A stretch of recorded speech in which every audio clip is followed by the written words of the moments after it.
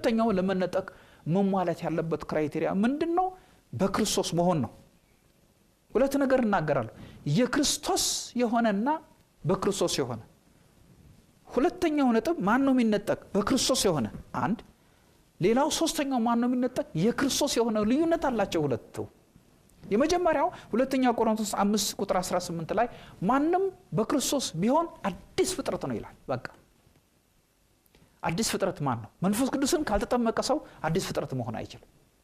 ዮሐንስ ወንጌል ምዕራፍ 1:12 ለተቀበሉት ሁሉ ምንድነው የሚቀበሉት? ወንጌል ነው። ክርስቶስ ቃል ሆኖ እግዚአብሔር ነበረ። ክርስቶስ በድንግል ማርያም ማህፀን ሳይለወጥ ዲስኮንቲኒቲ ሳይካሄድበት መለኮት እግዚአብሔር ነበረ በማህፀን ውስጥ። ከማህፀን ሲወጣ መለኮት ነበረ። በምድር ላይ ተወልዶ መለኮት ነበረ። ሲያርግም መለኮት ነበረ። አሁንም መለኮት ነው። መለኮትነቱ ክፍተት አልነበረውም፣ የተቆራረጠ አልነበረም ነው።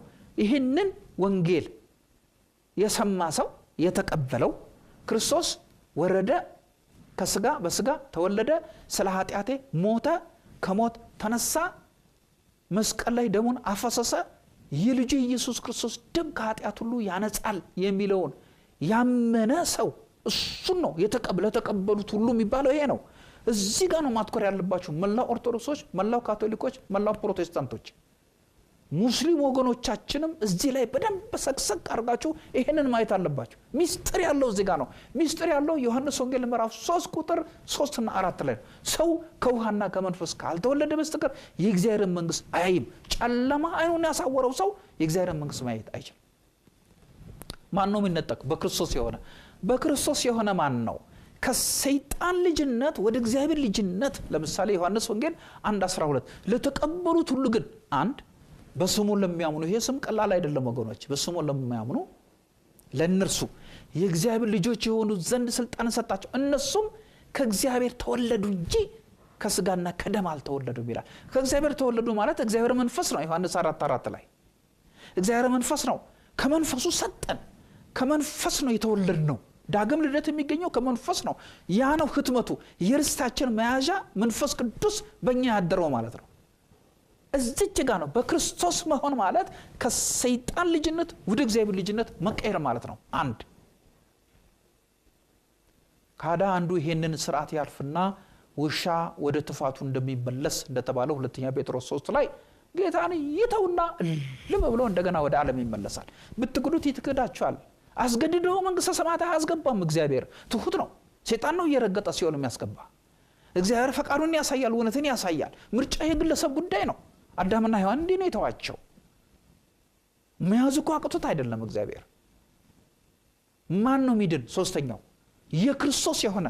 ይሄ ኤፌሶን 5 ገላትያ 5:24 ላይ የክርስቶስ ኢየሱስ የሆኑቱ ስጋን ከክፉ መሻቱና ምኞቱ ጋር ሰቀሉት ብሎ ይናገራል። መቼ በዚህ ዘመን ስለ ስጋ አይሰበክም? ያው የክርስቶስ ኢየሱስ የሆኑቱ ይላል። አንድ ሰው መንፈስ ቅዱስን ሲጠመቅ መንፈስ ቅዱስን ሲቀበል የእግዚአብሔር ልጅነት ስልጣን ሲሰጠው ስጋን ከክፉ መሻቱ ጋር ይሰቅላል።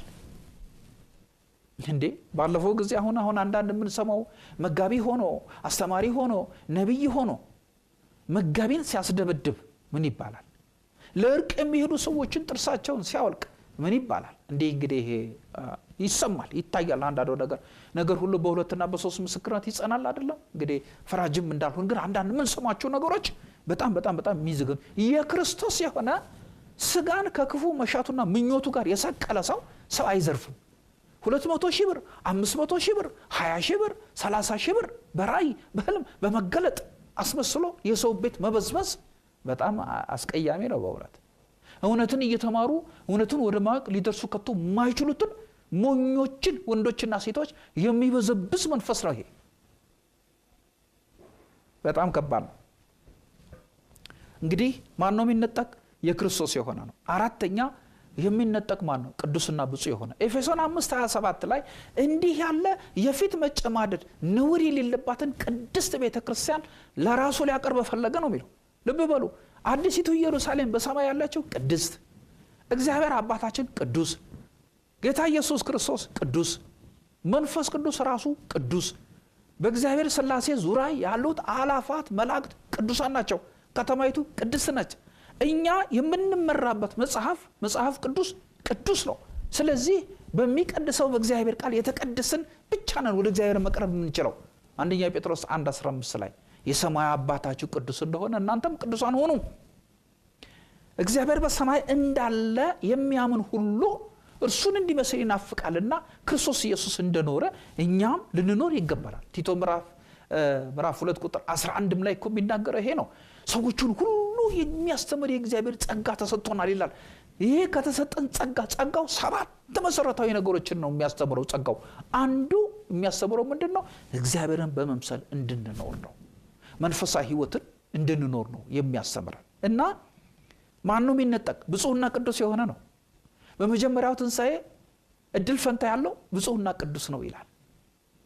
ማይነጠቃል ብፁዕና ቅዱስ። እና ወገኖች የተጠንቀቁ። እናንተ ሰባኪያን፣ መጋቢያን፣ አስተማሪዎች፣ ነቢያት፣ ሐዋርያትን የምትሉ ራሳቸውን በራሳቸው የቀባችሁ መቼም ጳውሎስ እንዲህ ነው ያደረገው እያላችሁ ጀምራችኋል። ግድ የለም። ቶሎ ካስተካከላችሁት እግዚአብሔር መሐሪ ነው።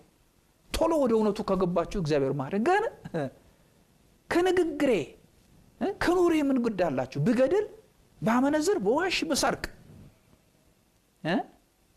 ማቴዎስ ምዕራፍ 23 ላይ እኮ ጌታ ኢየሱስ እንደ ስራቸው አታድርጉ፣ የሚያደርጉትን የሚነግሯችሁን አድርጉ አይደለም እንዴ ያለው? የማስተምራችሁን ስሙ እንጂ ኑሬ የለም ምን ትከታተላላችሁ የምትላላችሁ አይደላችሁ? ወዮ ተጠንቀቁ። ከሁለት የሚሰንጠቀውን እግዚአብሔር እንዳትረሱ። ልስቱ ትችላላችሁ እንዴ? ለዘላለም በሳት ውስጥ እንዴት ትቀመጣላችሁ? መለስ ማለት ያስፈልጋል። ወደ እግዚአብሔር እውነት መመለስ ያስፈልጋል። ማን ነው የሚነጠቅ እንጂ አላዋቂ ሳሚ ንፍጥ ይለቀልቃል እንደተባለ የተበላሸ አይነት ወንጌል ነው አሁን እየተሰበከ ያለው። ወንጌሉ ተጣሟል ከጥቅም ጋራ።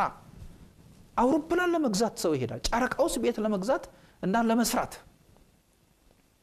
ይሄ እንግዲህ ያው ማለት እግዚአብሔር የማይወደው ነው። አምስተኛ